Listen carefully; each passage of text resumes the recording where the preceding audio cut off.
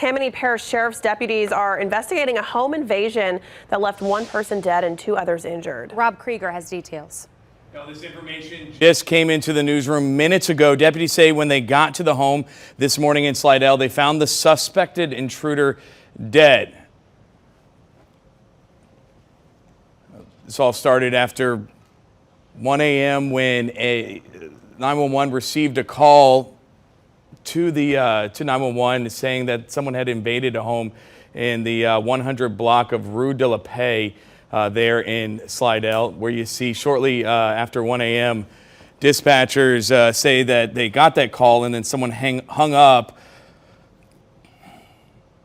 After the dispatcher called back, they were able to make contact with someone at the residence, and they reported a man came into the home with a gun and got into a fight with the homeowner and another person staying there. All 3 people were injured during that altercation. The intruder was pronounced dead on the scene. The other 2 people were taken to the hospital. One was released a short time later. The other remains in the hospital and is in stable condition. The incident is still under investigation, though. Detectives, believe that the residence was targeted, and they do not believe that this was a random incident. Of course, we'll have more information for you on this as we gather it later today. That's the latest. Olivia, back to you.